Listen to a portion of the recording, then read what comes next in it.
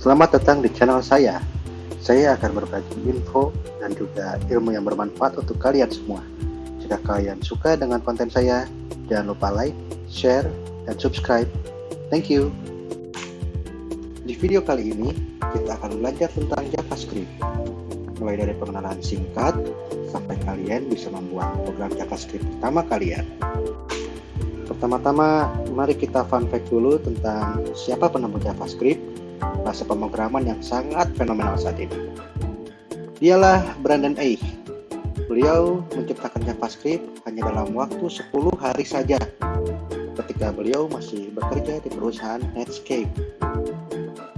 Netscape sendiri adalah pionir browser internet paling terkenal sebelum ada Firefox, Chrome, dan browser-browser lainnya yang sudah kita tahu sekarang.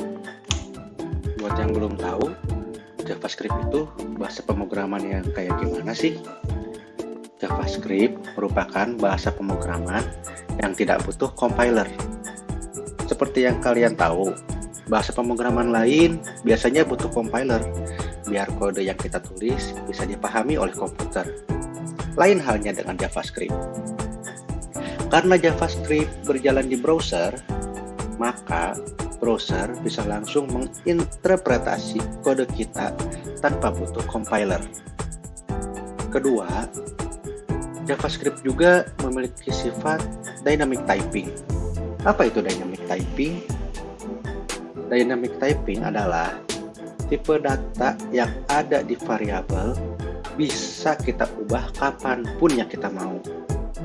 Contohnya, kita punya variabel angka. Lalu saat kita mengoding, kita bisa ubah angka itu menjadi string atau kalimat tanpa harus buat variabel baru lagi. Sifat yang dinamis ini akan memudahkan programmer dalam membuat sebuah aplikasi, walaupun nantinya butuh ketelitian lebih pada prakteknya. Selain itu, codingan yang kita buat akan dievaluasi sesaat sebelum dieksekusi. Yang keempat, JavaScript bersifat open source alias gratis. Jadi, siapapun bisa memakainya untuk kepentingan komersial ataupun pribadi. Ditambah lagi, JavaScript juga cross-platform. Kamu bisa membuat program JavaScript di Windows, di macOS, Linux, bahkan di HP Android sekalipun kalian bisa membuat program JavaScript. Dan yang terakhir, JavaScript merupakan bahasa pemrograman yang berbasis object oriented. Lalu, kenapa ya alasannya kalau kamu akan suka dengan JavaScript? Pertama, bahasa JavaScript mudah untuk digunakan dan mudah dipahami. Yang kedua, kamu bisa membuat program dimanapun, walaupun PC kamu itu PC kentang.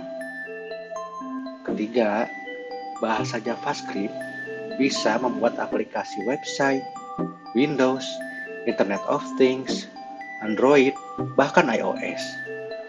Dan yang terakhir, cukup mempelajari satu bahasa, yaitu JavaScript, kamu bisa jadi full stack developer. Apa itu full stack developer? Full stack developer itu dalam dunia IT secara umum, kamu perlu paham front end, back end, dan database untuk bisa jadi full stack developer. Nah, cukup dengan paham JavaScript, kamu bisa memahami tiga hal itu tanpa harus banyak bahasa yang kamu cek ya. Ini saya pencet F12 biar tidak perlu klik kanan lagi dan inspect gitu ya. Ada yang namanya window. Nah, ini JavaScript yang kita running di browser. Nah, kalau Node.js, karena dia adanya di sistem kita, dia tidak punya window. Jadi kalau nanti kita running window di Node.js, sampel ini tidak akan keluar. Seperti itu sih, itu aja sih bedanya. Selebihnya sama. Nah, oke.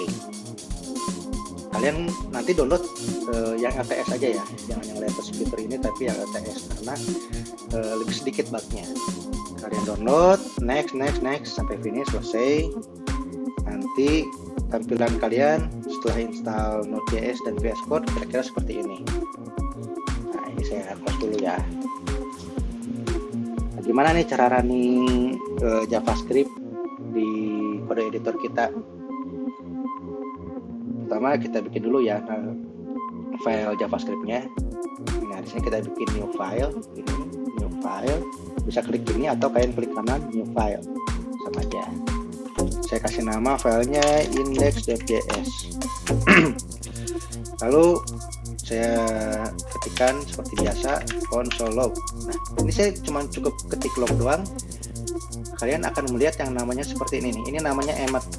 Emmet ini kita tidak perlu nulis panjang-panjang seperti tadi console.log. Kalian cukup ketik log, dia tahu kita akan mengetik console log nih. Atau kalian mau misalnya bukan console log, kalian bisa cari yang lain, selector atau font asem yang ada di Bootstrap 4 ini ya. Kita harus buka. By the way, ini aku bikin sendiri nih snippet ini. Nah, ini kita pakai yang console log ya. Kalian pencet tab atau enter. Ini saya pencet tab. Nah, kalian tinggal ketik hello world, save. Lalu runningnya gimana nih? Tampilannya hasilnya kayak gimana? Kalian klik terminal di sini, new terminal. Kalian ketik node. Nama filenya apa tadi? Index.js. Index.js. Nah, ini hasilnya hello world. Kalian sudah running JavaScript di sistem kalian sendiri, langsung dikasih gitu. Tapi Kak, kalau misalkan bahasa pemrograman yang lain kan biasanya nggak perlu seperti ini, nggak perlu diketik dulu. Ada kayak tanda play gitu kan, kayak tanda play kaset gitu, terus dia langsung running di sini. VS Code juga bisa. Kita akan buat settingannya. Sebelumnya kita harus perkenalkan dulu settingannya ke VS Code. Caranya gimana? Ini kita close dulu ya, kita buat dulu. Kalian ketik Ctrl+Shift+P di Windows, kalau di Mac mungkin Command+Shift+P ya. Lalu kalian ketik task, kalian pilih yang configure task. Nah, kalian create task.json file from template. Lalu kalian pilih yang others. Nah, ini otomatis si VS Code akan membuatkan template buat kalian. Dan ini perintah yang template-nya seperti ini. Ini template perintah. Kita akan bikin perintah baru untuk running node. Pertama kita kasih dulu nih labelnya, label nama perintahnya. Yang pertama nama labelnya misalkan show in console, tunjukkan di dalam konsol. Nama perintahnya. Tipenya apa nih tipenya? Tipe ini kita pilih yang shell. Shell itu adalah terminal. Nah, enggak spasinya. Kembali lagi. Ini bentuk settingannya JSON ya, rata-rata bentuk settingan sekarang itu bentuknya JSON rata-rata. Database juga sekarang rata-rata bisa dilihat dalam bentuk JSON karena lebih mudah untuk dilihat. Nah, itu introduction aja tentang JSON sedikit. Selanjutnya, karena saya pakai Windows, saya akan pilih Windows di sini. Kalau kalian yang pakai Mac, mungkin kalian bisa pilih OS X. Atau kalian yang pakai Linux, kalian bisa pilih Linux. Tapi saya akan pakai Windows di sini. Lalu saya kasih objek baru untuk Windows ini. Nah, Windows ini yang pertama yang saya akan berikan adalah perintah untuk si VS Code ini ketika running di dalam Windows. Yang pertama adalah perintah itu kan komen. Komennya adalah node. Ini nama filenya. Nah, nama file ini kan nggak selalu index.js kan. Mungkin nanti ada page a.js, page b.js, gitu kan. Nah, bagaimana caranya VS Code bisa mendeteksi nama file kita? Kita kasih seperti ini aja. $file base name. Nah, dengan ini nanti VS Code akan bisa mendeteksi nama file kita. Selanjutnya kita kasih option. Kita kasih cwd. Nah, cwd itu apa? CWD adalah current working directory. Jadi dia akan melihat si file ini ada di directory yang saat ini kamu pilih gitu ya. Directory yang mana? Ya si nama filenya. Kita harus memilih direktori yang ada di dalam file yang kita pilih. Karena itu kita pilih file dir name. Nah, ini untuk memilih direktori dari nama file kita. Lalu setelah itu koma, kita bikin objek baru namanya grup. Grup ini apa? Grup yang ada di dalam perintah baru ini itu untuk apa nih? Untuk build kah? Atau bukan apa-apa kah? Mungkin bisa kita custom atau untuk tes. Nah, saya akan bikin untuk build. Tapi akan saya buat objek seperti ini.